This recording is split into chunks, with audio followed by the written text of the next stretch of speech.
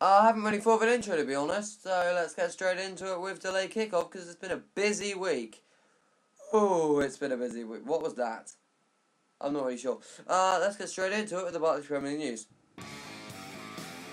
Yep, and of course, first on our agenda is the situation between Zlatan Ibrahimovic and Tyrone Mings' interesting battle that they had last Saturday when Manchester United drew 1-1 with Bournemouth, of course. That match being played at Old Trafford. Bournemouth scored from the penalty spot with Josh King. Zlatan missed a penalty.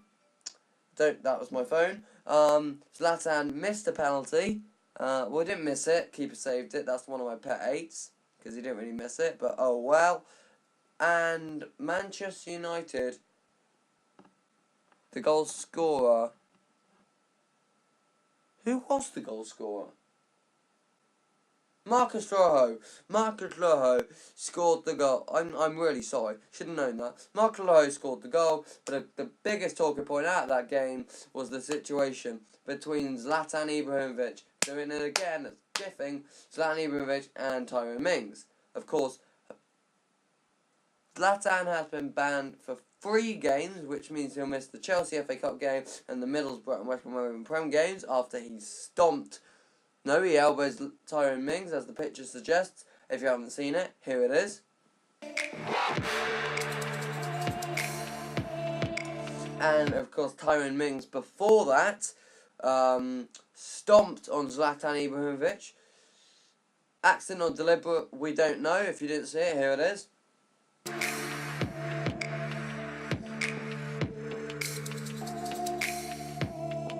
And he, for that stomp, was banned. It was a heavy stomp. He's still trying to find Zlatan's head in the core of the earth. Mings has been banned for 5 games, which means he will miss West Ham, Swansea, Southampton, Liverpool and Chelsea Prem games for Bournemouth there, which is massive there for violent content, of course. It's dramatic. But whether you agree with the bans, I think they both deserve to get banned on an honest, neutral perspective, but I'm not sure how long the ban should have been. And they also fined by the FA for the violent conduct as well. Second bit of news, it's coming a weekly thing, but it's Arsene Wenger. After losing, again, consecutive 5-1 losses to Bayern Munich to knock them out of the Champions League 10-2 on aggregate, the talking that seems to be the biggest topic of conversation right now is if Arsene Wenger should stay at Arsenal, should he go? Arsenal Fan TV, as well as Arsenal, just think he should go. Get him out the club. Just get him out. But that's what they're saying. But you can't forget what he's done for the club. He's brought them back. He was Invincibles. He did the Invincibles of Arsenal, didn't he? Way back in 2004. It was fantastic the way they did that. And he's done so much, yes. He won the FA Cup the last couple of years. He won back-to-back consecutive FA Cups, which is incredible for Arsenal. And he's done very, very well. But is this the time for him to leave? I'm not sure. I would be leaning towards yes, because if Ranieri... It's shocking. If Ranieri can win the title with Leicester and then get sacked 9 months after winning the title, I'm still surprised Arsene Wenger is still in charge. But it depends on the board. Arsenal feel their confidence. Whether he'll get sacked now or at the end of the season, we don't know.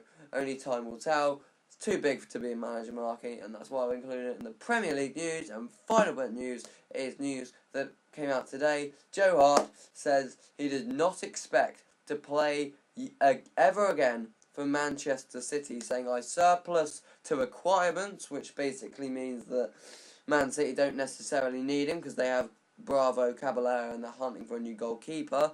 So, and they've got Rooney out on loan. I know, big shock alert. What am I doing? Hey, I didn't. Yeah, Joe Hart, not playing for Man City again. Can't you all know, Dorino? Yeah. Why did I do that? That was quick. Let's go to World Football News. Of course, the biggest bit of news this week. I've done it again. I've clapped to make the audio funny.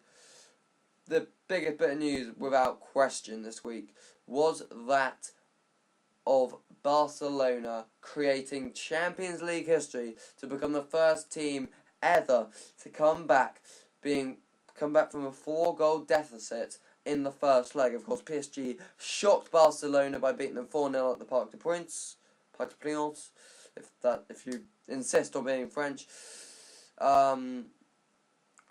It kind of happened that Barcelona did the greatest thing. They went 1-0 up in the 3rd minute through Suarez, 2-0 up due to someone, 3-0 up after a Messi penalty. It was 2-0 at half time, 3-0 there, 3-1 Cavani. So from Barcelona needing 1 goal, they now need 3 because Cavani scored.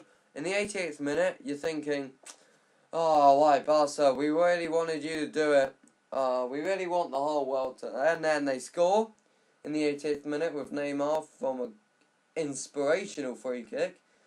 It was very good. The keeper should have done better, in my opinion. Then, basically, they got a penalty. Neymar slotted down. It was they needed 1 goal with like seconds to go. Neymar whips it in, and Sergio Roberto flicks it home, doing the... Out of everybody, it's Sergio Roberto. Incredible. It was truly inspirational. The best comeback, I don't think in Champions League history, I think in football history. It was fantastic. Really it was, and it was great. I didn't watch it, but it was great to stare at my phone and look and wait for the 6-1 notification to come through. On to the second bit of news. Germany or Turkey are the only 2 teams that can host the European Championships in 2024, after being the only 2 countries to actually bid and make a bidding to host the tournament.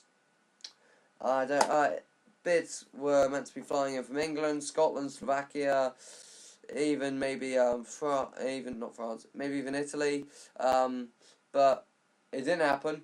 None of them put bids in time, and only Germany and Turkey did, so one of them is hosting the European Championships.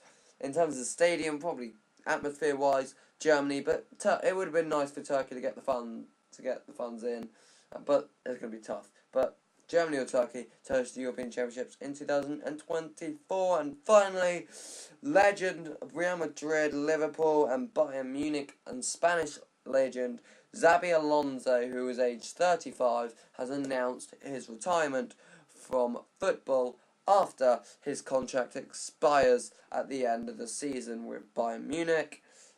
He has been a wonderful player.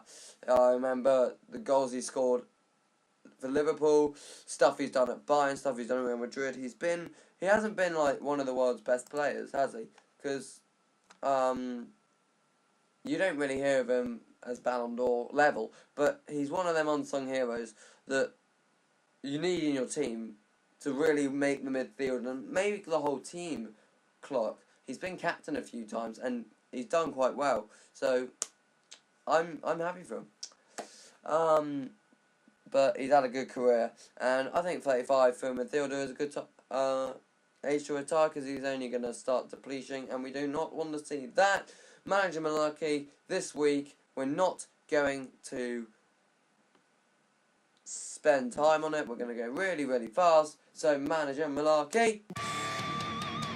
Coventry have signed Mark Robbins to replace Russell Slade after they sacked Russell Slade on the 5th of March, which was Monday, after poor league form.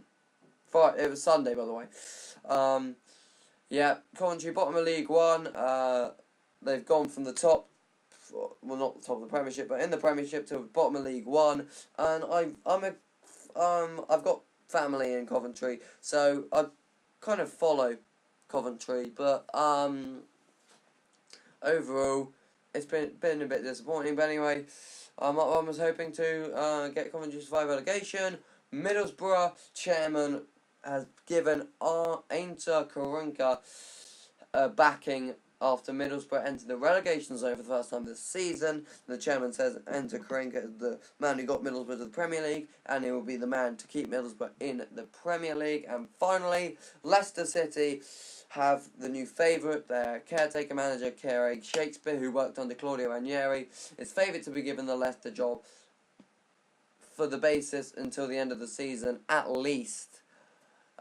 He's trying to boost them up the table, following back-to-back 3-1 wins against Liverpool and Hull City at King Power Stadium, respectively. I think it's weird. People feeling, oh, why have you asked for the job? Martin Keown, for example. I feel he is in a space to. If you want, I think Leicester are going to be followed by relegation. They're not really doing anything. They're going to be about a bit lower mid-table. But if you want a manager, I think Craig Shakespeare to the end of the season, then bring Leicester City manager in. And I'm rushing because there's a final thing. I do apologise. It's the there's the last little thing I want to do, and it's new Player of the Week. And Player of the Week is this week. It's basically where I get a player from this week and rate them on their performance and give them Player of the Week. And the first ever winner is Pierre-Emerick Aubameyang for scoring 5 goals this week, 2 against Leverkusen in their 6-2 win at the weekend, and then of course a hat-trick against Benfica in the Champions League when Dortmund won 4-0. So I couldn't really give it. Neymar was in contention because of how he did in the Barca game against PSG, but overall it was fantastic. That's it. That is it, and I will hope you enjoyed. I will hope you enjoyed. Comment, like, subscribe, and I will see you. Bye.